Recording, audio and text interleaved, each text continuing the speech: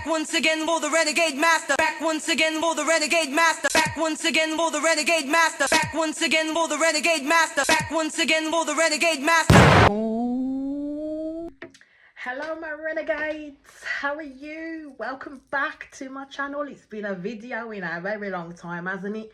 First and foremost, before I start about what I'm going to be talking about and getting into, I want to wish you all a happy Christmas and a happy new year, and I hope that those that do celebrate it and are able to celebrate it had a very good time. But we are back to the same old mundane, aren't we? So what I am going to get into today for you all is a Prime Video via Amazon. It's a movie. It's about two and a bit hours long, and there's a lot that goes on in this movie, and I'm sure all of you have heard about this movie. Okay, so I shall introduce this movie rather than chatting right now. So the movie is called Saltburn. So yes, we are going to get into Saltburn. Before I start, if you have not seen it but you wish to see it and you don't want any spoilers, then this video is not for you, because there's going to be spoilers. There's going to be total spoilers, because I'm literally going to be talking about the bits that were so interesting. But if you don't mind there being spoilers, but you're still going to go back and watch it, all good too. Carry on watching this video. Anyway, before we get into the video, as I always ask, please hit that subscribe button. Please hit that notification button so when you know I am on and doing videos. And let's get into talking about that is Saltburn. So basically, let's get it out there. Who stars in Saltburn is Barry Keoghan as Oliver Quick, okay? And you've got Jacob Elordi as Felix Cotton, basically. So the premise of this movie is based around Felix and Oliver and the situation that happens with them. It's all set in the UK around I think it's Oxford University that they both go to, and it's class of 2006, so it's way back. But it starts off as a storytelling, and it's basically Oliver that's telling this story going forward in that sense. So it's on the backdrop of that. The one thing I do always say is what peeves me a little bit is when Americans try to do like the English accent, because the English accent that they do is the very posh, the very people that have probably been to Cambridge, people that have probably been to Oxford University, those type of upper echelons posh accents. They don't do like our commoners muck accents, basically. They try to, but it doesn't necessarily work. So Jacob is playing this very rich, well-to-do, basically teenaged boy. He's very, very, very English in this, and I will say that I'm sorry to all the Jacob Elordi fans. I do like Jacob Elordi. I liked him since I used to watch him in Kissing Booth and all of that. But anyway, as I was saying, he does a very posh English accent, and all I'm going to say is, it isn't great. It isn't great. The movie on a whole is bloody brilliant. The concept and everything, bloody brilliant. But his accents, kept grating on me. So this movie sets a picture of Felix and Oliver's budding relationship as friends. It seems as though Oliver is very much interested in Felix, and it seems as though he wanted that, I think, that emotional connection with Felix and that sexual connection with Felix. It's very much dark, it's very much wicked, it's very much mysterious. Because in the way in which it starts off, Oliver's not even a blip on Felix's radar, but he's already caught the attention of one of Felix's friends called Farley. And the only reason why he caught the attention of Farley is because they both had to do a tutor group with this guy, with one of the teachers. And I'm just like, the tutor was very overfamiliar with them both. And especially with Farley, because Farley's mother apparently had gone to the same college and he was very much aware who Farley's mother was, and actually fancied him when they were younger, but didn't really have that connection with her. He was one of those that looked on from afar. This is the tutor, this is.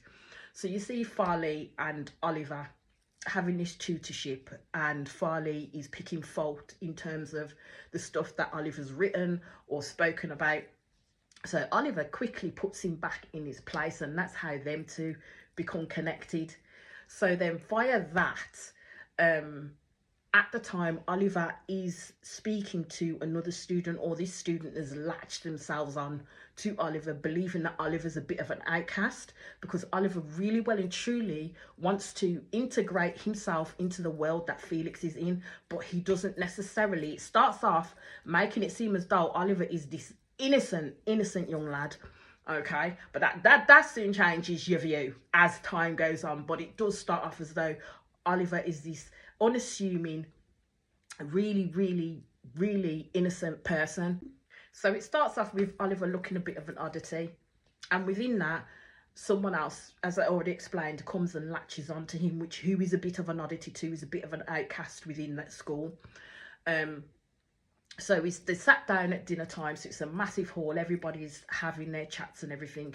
So this geezer, I call him Mask Guy, because the first time Oliver meets him, he's wanting Oliver to give him like a math question, and Oliver was saying no, and then it ended up being that he shouted it, everyone went quiet, so Oliver gave him a times table and this, that and the other.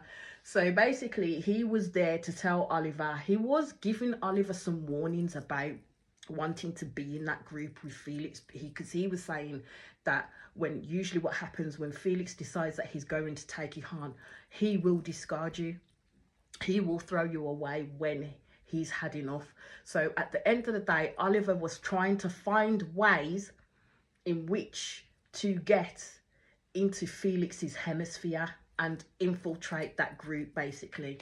So the way in which he managed to do it was, you see Felix sitting on the side of the road, and his bike has a puncture, and he needed to get somewhere, and the only other option he had was to ride this bike, and he was already late.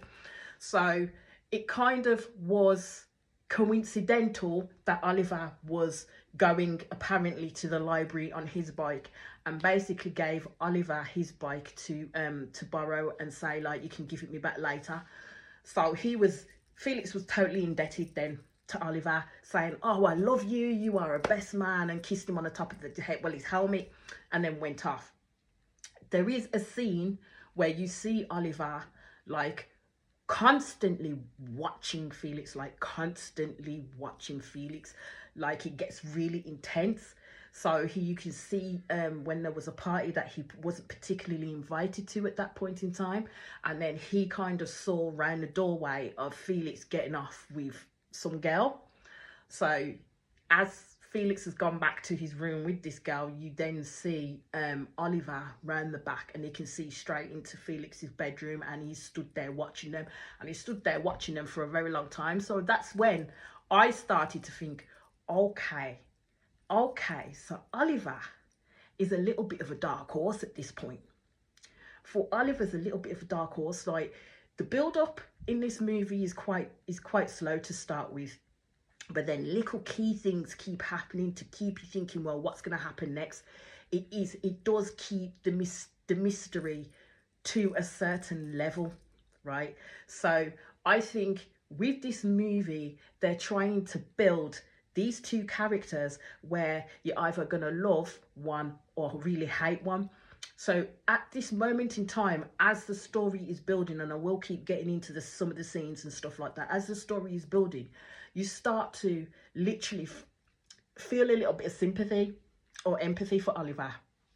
And you see Felix and his friends as, you know, what's the word?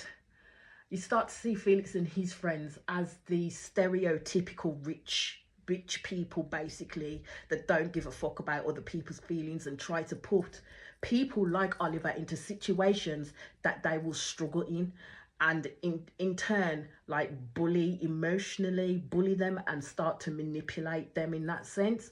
So that's the kind of picture it started to paint at first. So throughout some of the scene, you start to see Oliver and Felix start to hang out that little bit more, and you start to see Felix try to get to know a little bit more about Oliver, and Oliver seems like a very closed book. So it was at this point I'm saying, Oliver's got something to hide. This is why he's not being so open.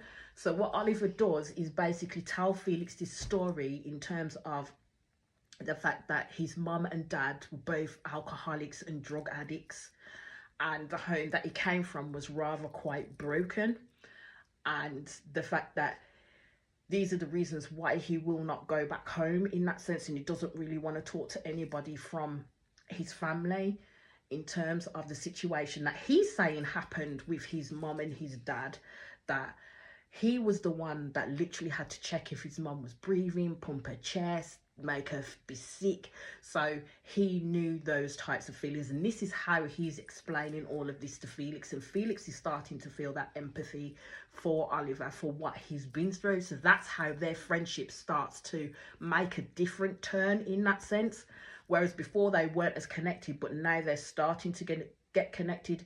And it's these first bits that I start to see that maybe just maybe Oliver is a little bit obsessed with Felix, like seriously obsessed with Felix, but I don't know what his pattern of behavior is at this point to say that he has a nefarious intent, that I just don't know what was happening at that point. But as again, as the story played out, you kind of saw what was happening, and all I would say is the ending, they fucking did that good, like seriously did that good, because you would not have got that, you would not have got the ending from what you were seeing initially.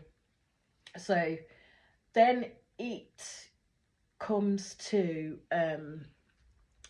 Felix and Oliver in his room, in Felix's room on the grounds of the university, and basically Felix's room was a total fucking mess. So Oliver was there saying he needs to clean his room and picking up his bits and this, that and the other, and Felix got rather mad, as in, don't treat me like a child, I don't need you to tidy up my room, I'll do it when I'm ready to do it.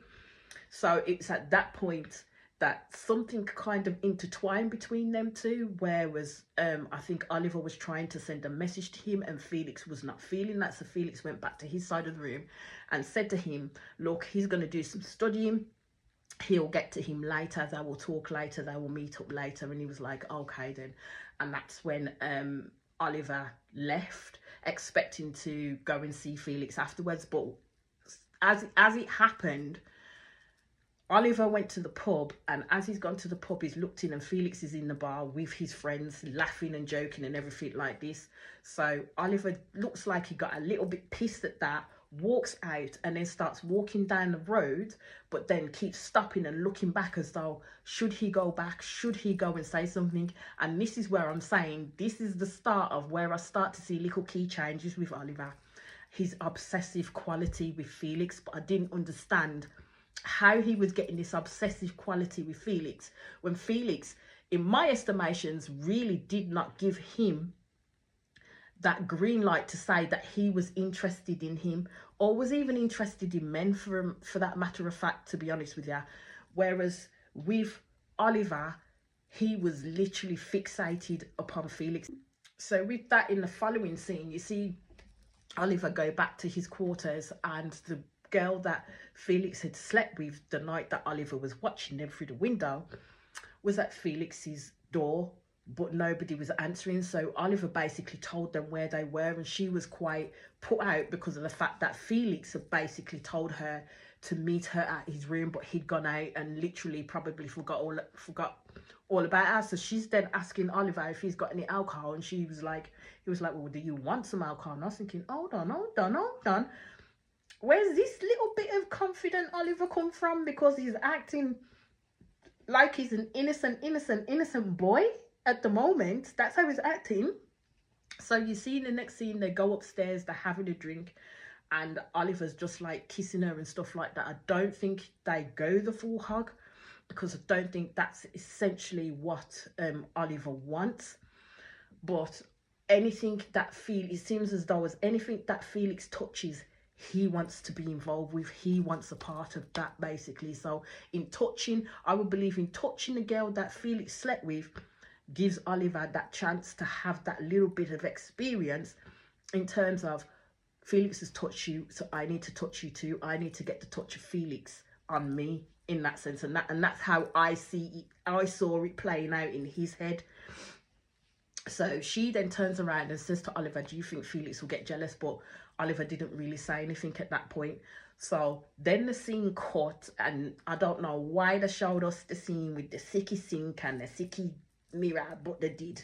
But anyway, beyond that, you see Oliver lying on the bed, and he gets a phone call, and apparently this phone call is from his mum, telling him that his dad has died. So you see Oliver then go straight to Felix to cry and say, this is what happened.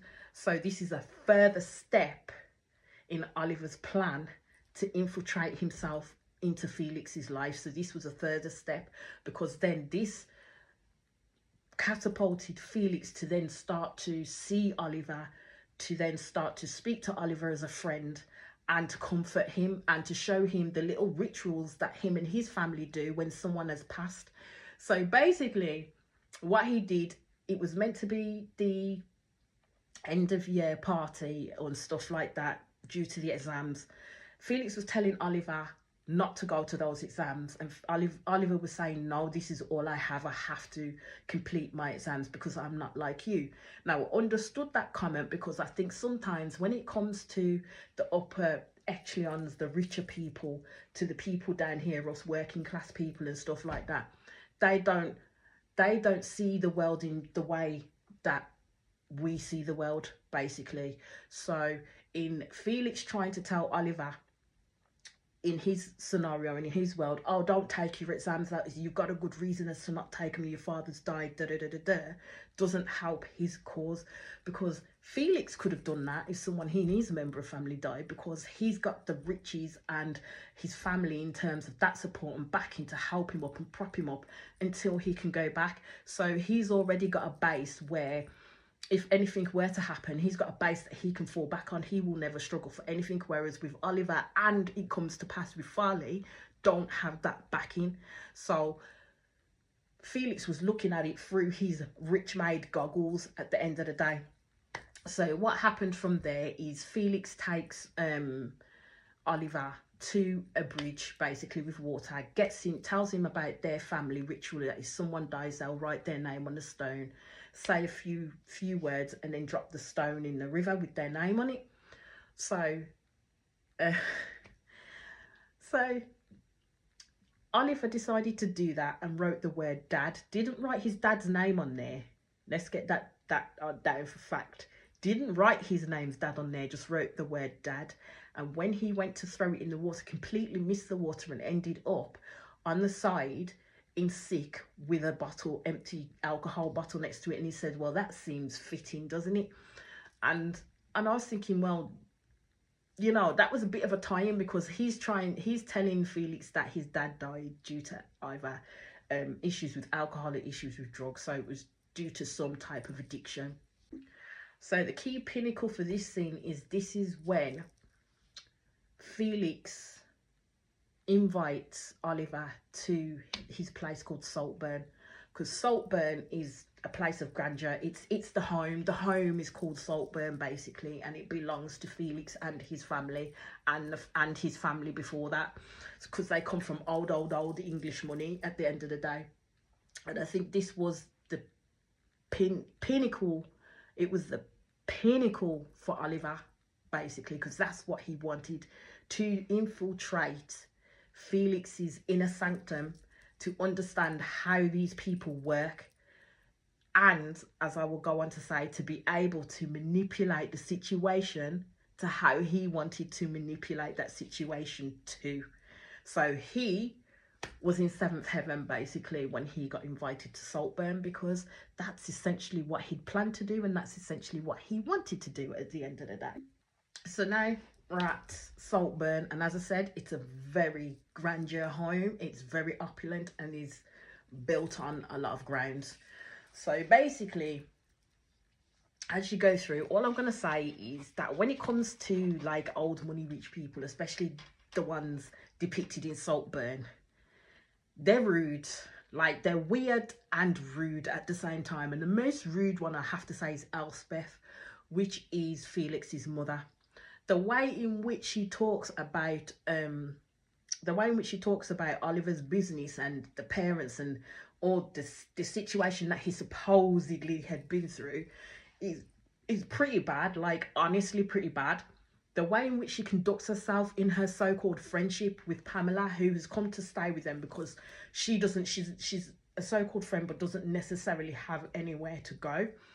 And the way in which she talks about her is disgustingly bad, like disgustingly bad. And I can see why this woman has no true friends in her hemisphere, basically.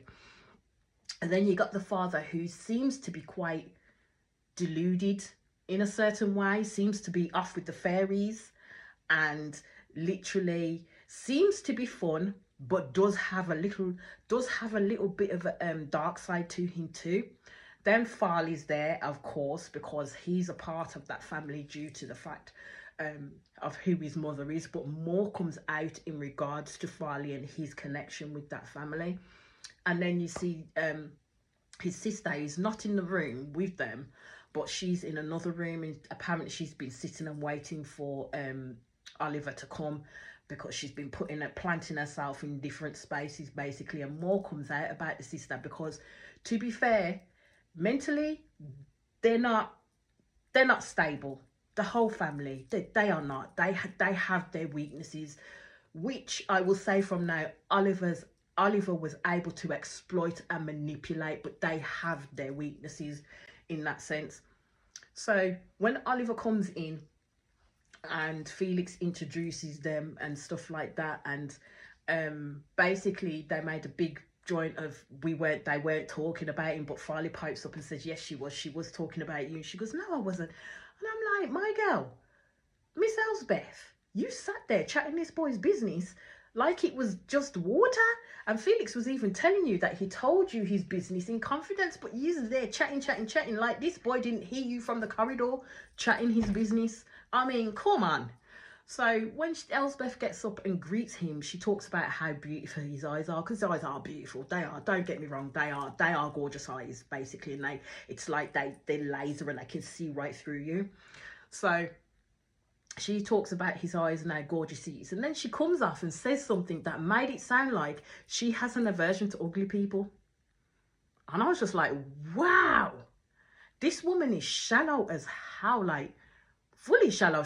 So this is why I say this woman is not a good friend to her friend Pamela. So as Oliver sits down in between them, Pamela wants to have a conversation with Oliver, because she is looking at him like, oh, he's all right, sort of thing. So I think she's one of those type of women. And it was Elsbeth, Felix's mother, that tells Pamela to go to the kitchen and see if she can sort something out. Now, Pamela looked nonplussed, because she don't know any which way of who's who in the fucking kitchen, and she don't know where the kitchen is. So she went off, set off, and then that's when the mother started absolutely backbiting her friend. And I'm like, this is supposed to be your friend. And this is what made me feel that, yes, these are in a different hemisphere to everybody else. So they think they can act in their world as they wish to, and no one can pull them up on it in the slightest. And this is why it was so easy, as the time went on within this movie, that Oliver was able to pinpoint their weaknesses, as I already said, and be a master manipulator of those weaknesses. But within that, the stuff that he said about himself and his family comes home to roost for him, but we will get there. So in the next scene, Oliver's been told that they're going to have a family dinner, but it is kind of like a black tie event. So he has to go down there like fully gussied up, which they do, and Pamela's there as well. So Oliver starts to speak to Pamela and gets the full story in regards to her. But my thing is, Oliver's storing this information for something else, and we, as I keep saying, we will get there, because it is absolutely mind-blowing at how they did the ending to this movie. But with Elsbeth, which is Felix's mother, she is one of those people that she will believe that she's a do-gooder, she's supportive, she's a good friend, when in actuality she's quite callous.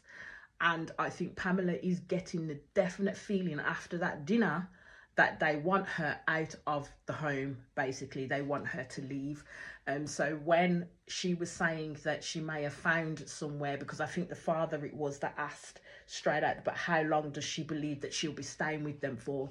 So that's when she mentioned her cousin, saying that he's got a flat that she could put her up in. Then it went more of not so much of a flat, but more of a bedsit. And they were like, oh, that's great, that's fantastic. Like, didn't give her a beat.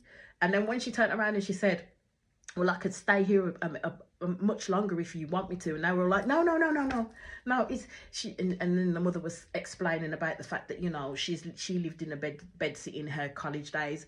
I'm thinking, no, you fucking didn't. No, there's definitely no way in your college days did you live in a bedsit in the slightest. And I think from there, Pamela kind of gathered that she'd outstayed her welcome. So following on from this dinner, and this is why I'm saying each and every one of these people are fucking weird, like absolutely bloody weird.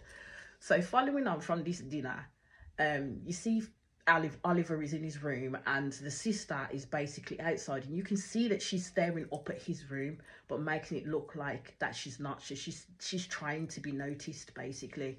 So she then goes to sit down outside. It's pretty cold and she's in something flimsy, and she's smoking a cigarette. So then Oliver's already seen her clocked her outside his bedroom window. So he's gone down to have this little chat with her, and he's come out in a blanket, nothing else but his boxers, basically. And I just thought that in itself was kind of weird to me, because this is Felix's sister at the end of the day. Why are you going to be showing her parts of the body that you really should not be showing her as Felix's sister?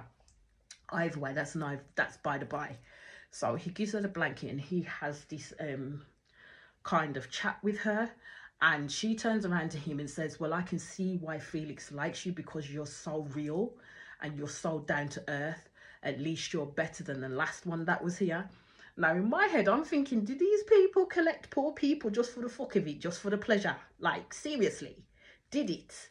But then the way in which this movie played out, I think that what she said to him, especially when she talked about the one before him, played a little bit of a buzzword, a little bit of a, you know, shitstorm in Oliver's head and his estimations of what he then needed to do in order to infiltrate himself more within this family and within Saltburn. Yes, but then saying that the whole environment, the whole family is not righted anyway, and the people that they associate themselves with are not righted.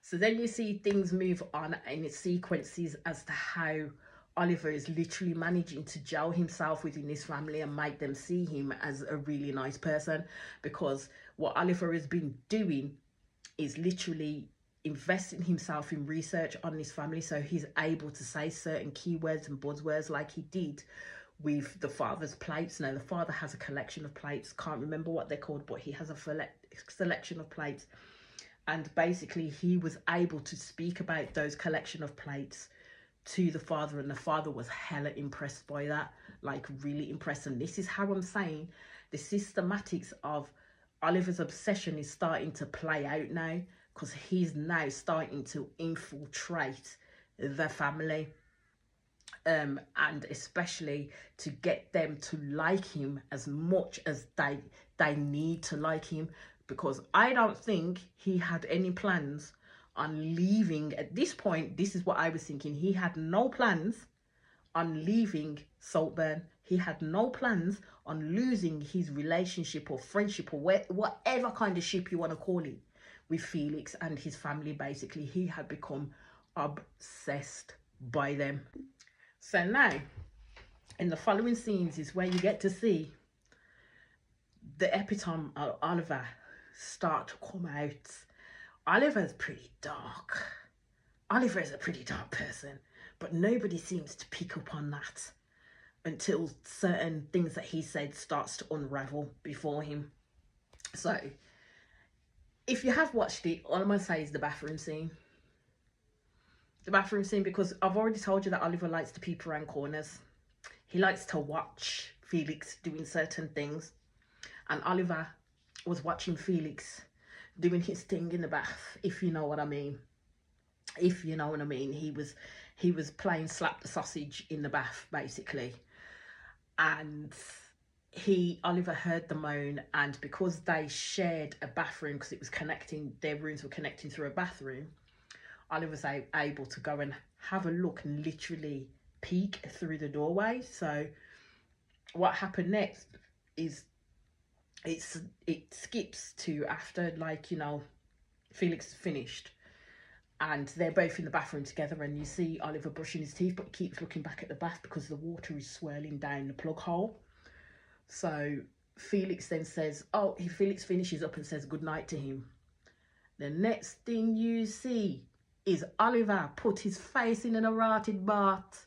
Him put his face in the bath. Him sucking that water like it's the last juice on earth.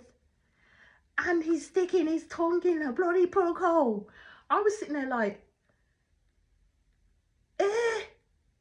no. What? Oh, no. I was like, no. This is how I knew Oliver, with Oliver, you were dealing with some different type of entity altogether. I don't know what nefarious plans he had, but we knew they were nefarious at the end of the day. And it was at this point where I said the obsession has moved. Like, it's plateaued somewhere else completely, to the fact that him trying to get the essence of Felix in his body from him bath water. I was like,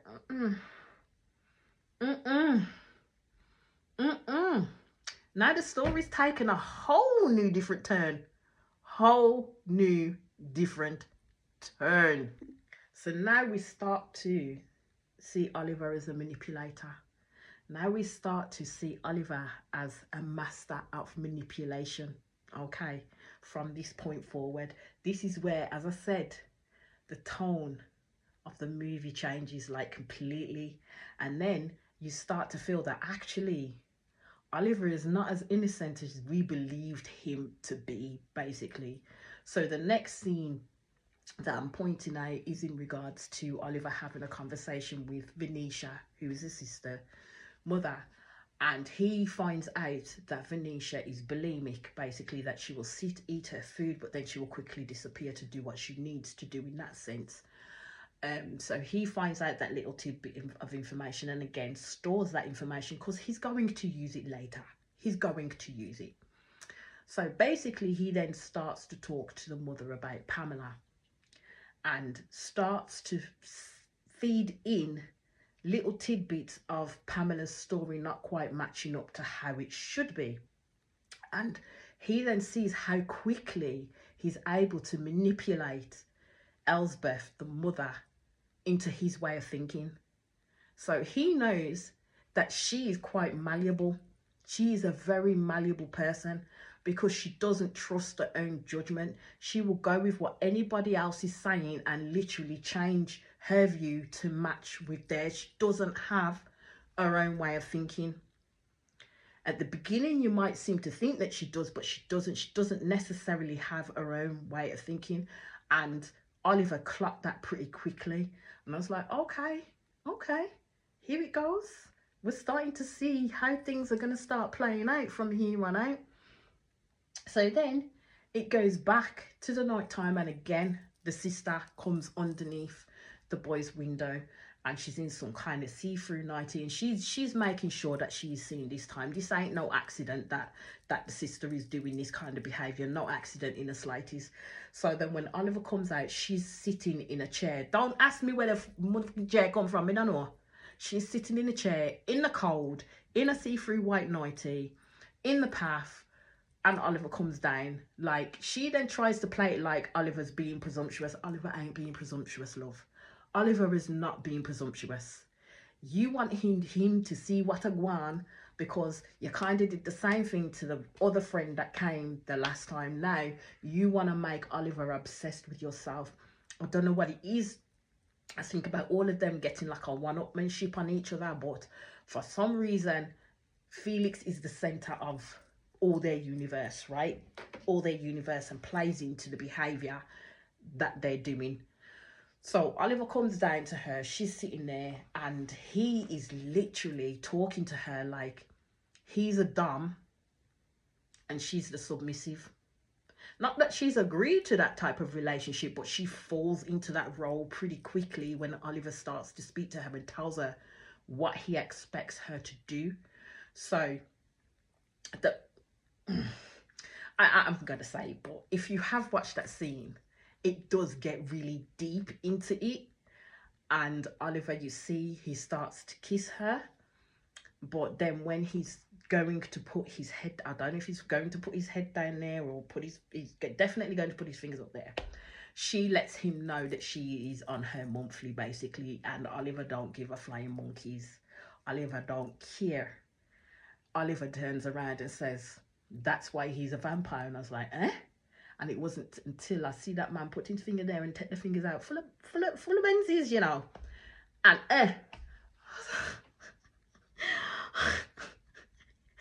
was like, there's something wrong with this boy here.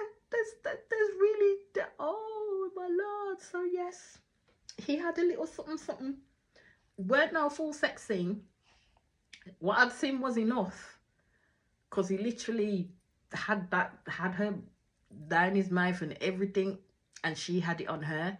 But the issue that Oliver then had is Farley had watched them from his bedroom window and seen what was happening with them outside. But then again, we shall move on to the machinations, the manipulative machinations.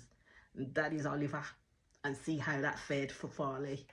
So we get to the next morning, we go through the breakfast. We know Oliver and Venetia are making little Google eyes at each other and stuff like that.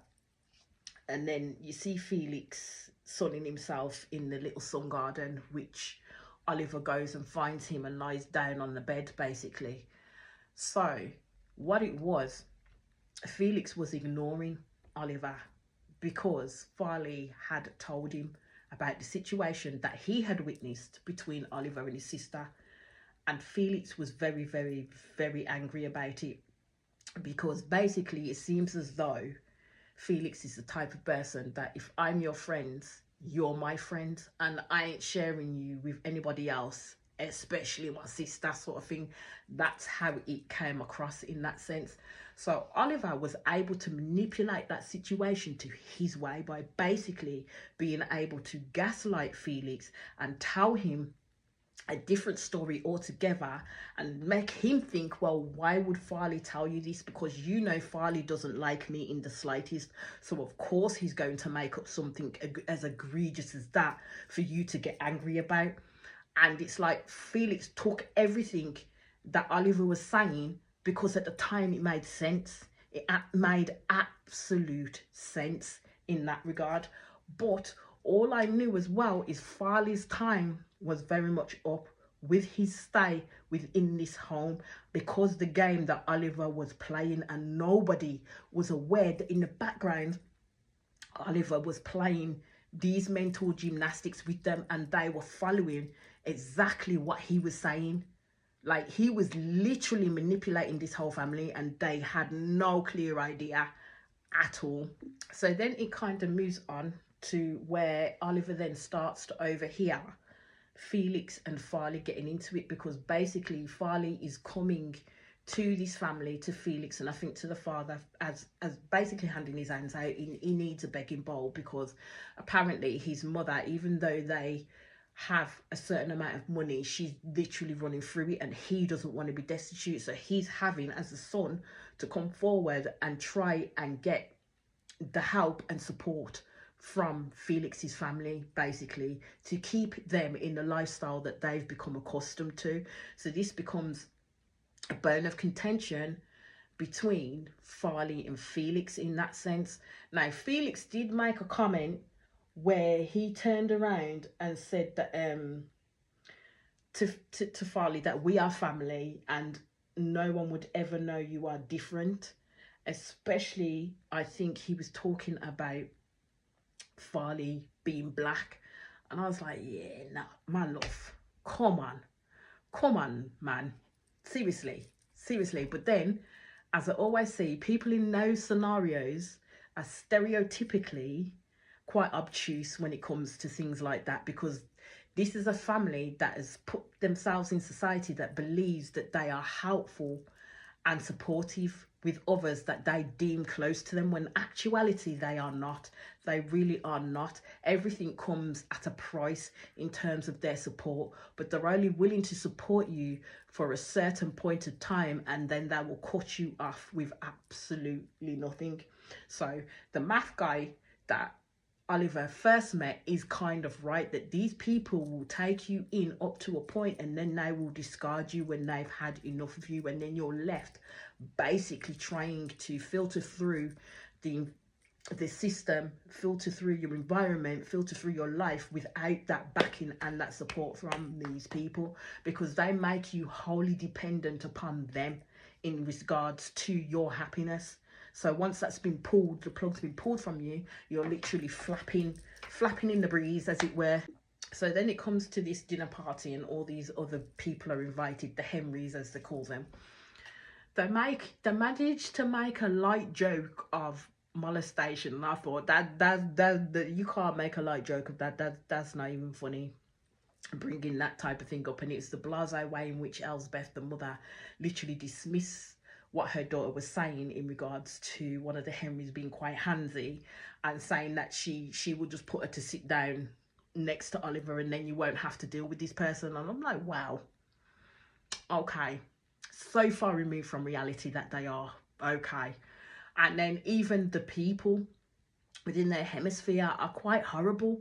Like the one black lady that was there was saying like she'd been married to her husband, to Oliver, for quite some time, and Oliver, excuse me, and Oliver just gave her like, you know, oh, that's great, and she's like, well, what's so great about it? He's an absolute idiot. He was an idiot, don't get me wrong, her husband was an idiot, but I was like, okay, rah, so you just basically married this man for money at the end of the day, because that's essentially what you're saying, that it weren't a marriage of like love and respect, because you don't respect this man.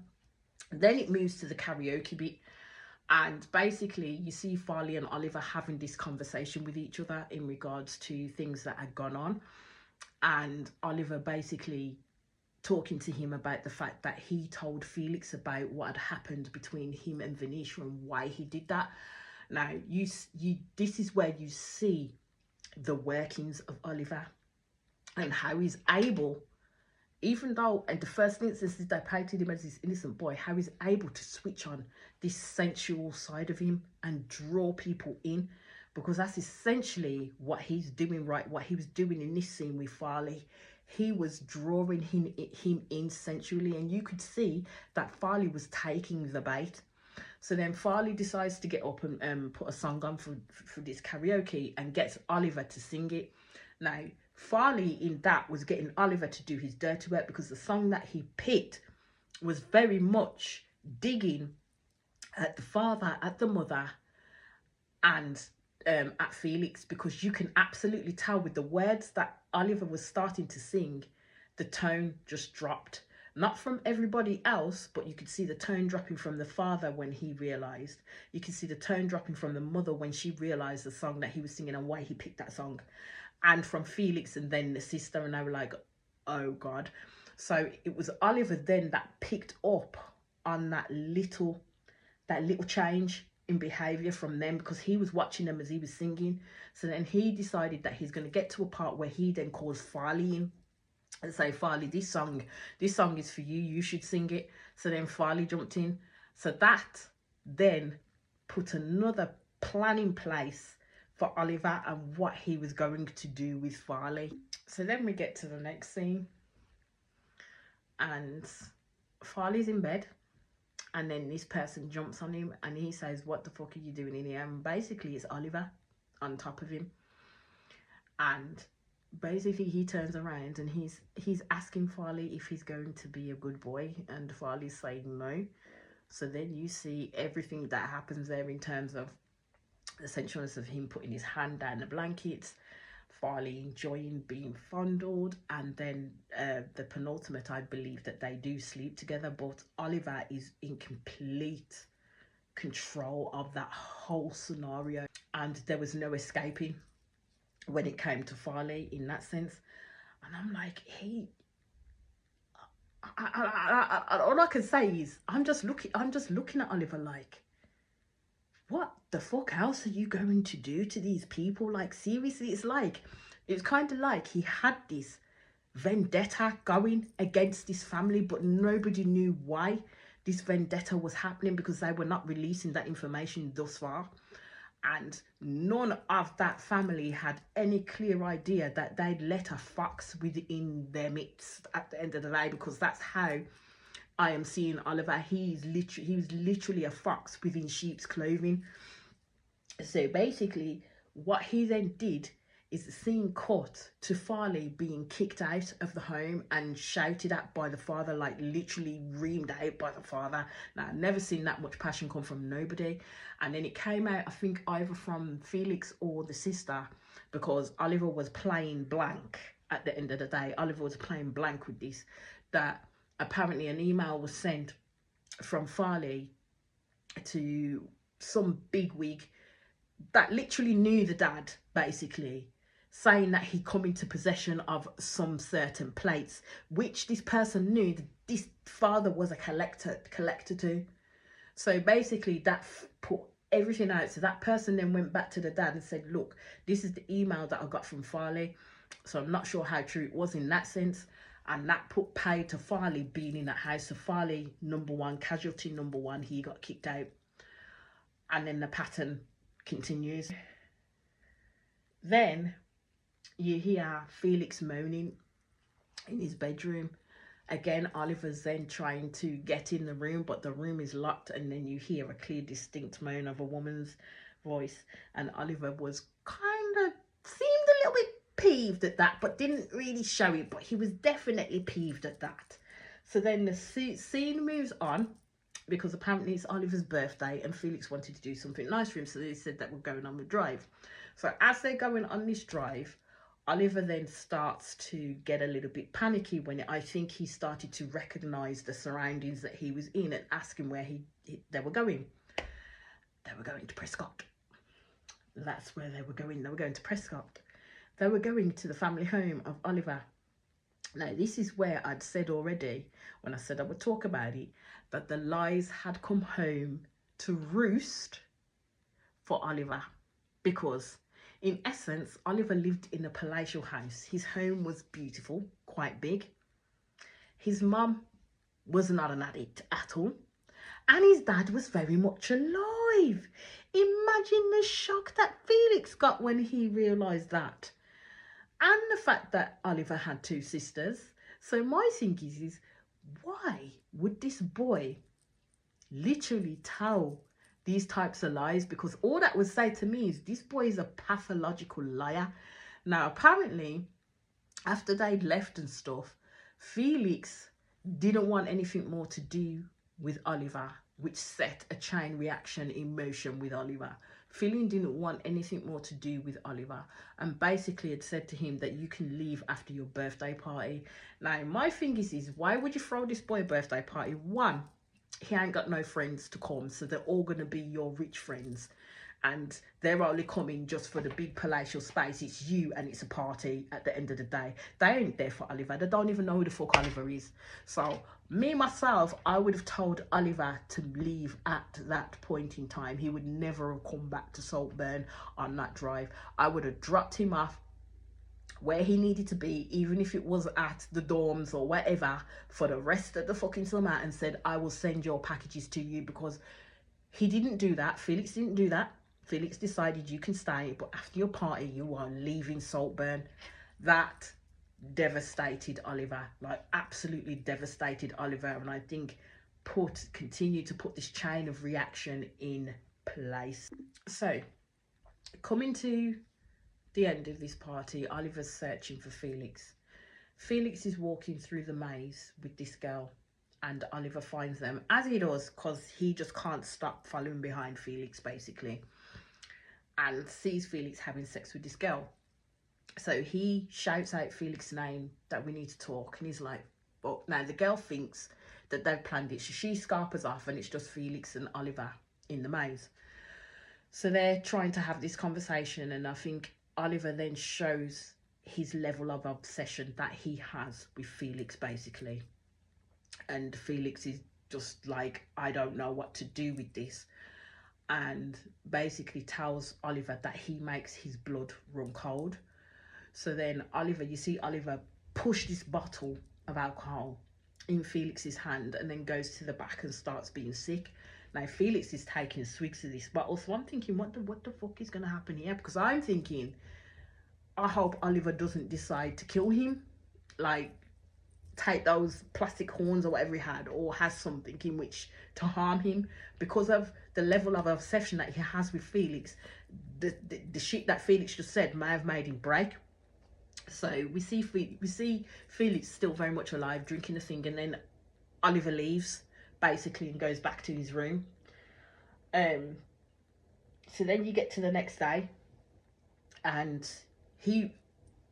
Oliver wakes up to basically everybody shouting Felix's name, because no one can find Felix. Basically everybody's looking for him, shouting for him, and it's the mother that actually finds Felix in the maze, lying face down, and he died. So it looked like he'd been out there for a while, because he was cold and he was stiff and everything. And I was thinking, shit, how the fuck did that happen? Because Oliver left. So how did he kill himself? What happened? So you hear the mother's screams, everybody comes running. Farley and the sisters broke down crying. The mother's just sat there looking outwards and not looking at her son.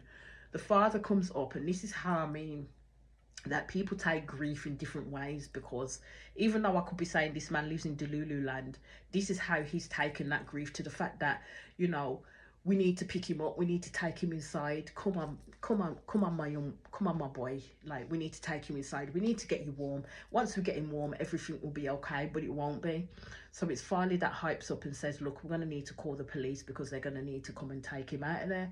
And then that's when you see like Oliver coming, and Oliver looking really, really shocked.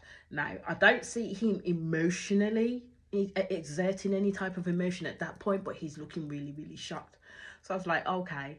So then they all kind of go into the breakfast room, and they're sitting there having dinner and having a mundane conversation about the food. And I'm like, how can you be this mundane? Your son's just died. Like, do you know what? And then it carried on, and this is where the dad started to get more and more irate, because the butler came in and basically said that the police are still trying to find him in the maze. Can he get a member of staff out there? Said yes. I got frustrated. Then the butler came back in and says, look, I'm going to have to shut these curtains, because the coroner's here and they are going to escort your son's body across the windows, which I think you won't want to see. Shut the curtains. As he's trying to shut the last curtains, the dad's screaming at him. And I can't remember if it's Oliver that goes over and supports him in order to shut the curtains, but then you can kind of hear all the sounds that are being made as he's being wheeled across the window for his body to be taken out. The sister's just drinking. The sister's gone, like literally numb. She's not eating, she's just drinking. And then I think it's Oliver who then pipes up in the quietness of the room and said, oh no, the food is really, really nice. And that's when Farley turns around and asks him what the fuck is he still doing here, basically. Why are you still here? And that's when Oliver decides to throw him completely under the bus and say, don't start with me, otherwise I have to tell Father about the blow you'd been taking all night while your friend lay dying. I was like, raw. Oliver was not playing. Oliver was not playing. And I did kind of question, why is he still there? Because at the end of the day, your friend's dead and gone. And to be fair, you two were no longer friends after he found out the lies that you told. You two were no longer friends. So why are you still there? So then when the father found out about Farley taking drugs, he basically wanted him out. Now, Farley looked at Elsbeth for support, and the father says, don't you dare look at her, get out, which he did. So I was like, ooh, yeah, Oliver was playing it, like playing a correct one here. He was playing some kind of game. So basically, you see them go to, you see how it pans out with the funeral and all of them, and then they do the stone and throw Felix's name in the stone, and then it cuts to a scene with literally Oliver crying his heart out on Felix's grave. And then it kind of went a step further, and all I'm going to say is desecration of Felix's grave. That's all I'm going to say. But all I'm going to say is you are going to have to watch the movie to understand what I mean about the desecration of Felix's grave. And now we'll move on from there. Because then you see Oliver see Venetia, which is Felix's sister, in the bath. And he's basically asking her what she's doing there. And she's then questioning him, why are you still here? You only knew my brother for 6 months, so you didn't really know who he was in essence. So I don't understand why you're still here. So she literally was questioning him, basically. He then turned around, they've had this argument, then they kiss each other. So I'm thinking to myself, I don't know what's going to happen here. Are they going to get together? Are they going to comfort each other in their grief? What I don't understand. But then Oliver leaves the bathroom, and then the scene cuts to the sister laying in the bath, and it's all bloody. She's dead, like completely, she's gone. And I'm like, what the fuck has gone on here? Because it happened so quick. So I'm like, what the fuck has gone on here? So then you see the parents then have the funeral for their daughter. So that's 2 children they've lost. Farley's no longer involved with this family. That's 2 children they've lost. So they've kind of lost anything, can only have each other and Oliver still there. So it's the dad who's turned around then and said, basically asking Oliver, how long are you planning to stay here? That he believes that he needs to leave now so that the mother can grieve properly. With Oliver still being there, it's like she's literally latched onto Oliver and told Oliver that she basically doesn't want him to leave Saltburn. So Oliver, in a sense, doesn't want to leave Saltburn, and this is what he's telling the father, that he is not prepared to leave Saltburn because Elsbeth still needs him. So the father is literally willing to pay him any amount of money to leave and leave them alone. So you see it cut to the scene where Oliver does then leave the home, and the butler is the one to take him out the staff entrance, and you see all the staff looking at Oliver as he leaves. So it's many moons afterwards, and you see Oliver look at this paper, because it is cut into in and out to like Oliver talking about the sequence of events. So this is coming from Oliver's machinations, not from anybody else's, because they're all fucking dead at the end of the day. They can't give their account of as to what went on. But basically, from Oliver's machinations, he then sees that the dad, in the paper, there's an obituary in the paper for the dad. So the dad is dead. So Elsbeth has gone to this coffee shop, and who should be there? Yes, you guessed it, Oliver. Oliver is there, apparently typing away on his thing. And it was at this point I was like, no. It was this point that I got it, that I was like, no. Oliver's planned all this. Somehow Oliver has planned all this. Somehow Oliver knew to be at the coffee shop that Elsbeth would be in, to be able to speak to her, especially after he found out that the dad was dead. So the only keeper of Saltburn now was Elsbeth. So Elsbeth's then ordering her thing, and then she manages to see him, and she calls out to him and everything like that. She then tells him about her life and the fact that she bought a little flat not so far away, and for basically that the butler's still the head, still there in Saltburn, and basically then invites him back to Saltburn to say that he's welcome to Saltburn because there's nobody there now to tell him he can't go to Saltburn. Wrong move from Elsbeth altogether, because that was Oliver's plan. He didn't want to leave Saltburn. He was planning how to get back in and stay there. Saltburn was in him. Saltburn was in his blood and in everything that he wanted and copulated for. He wanted Saltburn. So Elsbeth saying that gave him the validity that he needed now to get his ass back in there. So basically, as it comes to the end, it kind of showed the sequence of events that Oliver himself orchestrated, that Oliver himself planned, that Oliver himself manipulated. He basically offed the whole family to get Saltburn. That's essentially what he did. But as I said, you lot need to watch this movie, this program for yourselves, and then draw your own conclusions as well. Because I'm telling you from the get-go, I'm one of these people where I can literally tell where something's going quite quickly. But with this one, you couldn't tell. They did it so well. They did it so well, like really so well. So I would recommend you, like, if you haven't already, hopefully if you've got to the end of this video, I will be saying you need to go watch Saltburn. Like, seriously, you need to go watch Saltburn, and then come back to the comments after you've watched it and let me know what you think and where your thoughts went, because I could not get this. I would not have predicted that ending in the slightest at all. But that is where I'm going to leave this video. And I should be back very, very soon to talk about many other videos.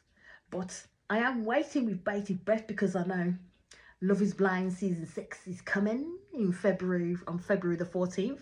So I'll definitely be doing all the episodes for that. Don't you worry. Anywho, my renegades, it's been lovely speaking to you all again. As I always say, please hit that subscribe button. Please hit that notification button so when you know I'm on and doing videos. And I'll speak to you all again soon. Peace out.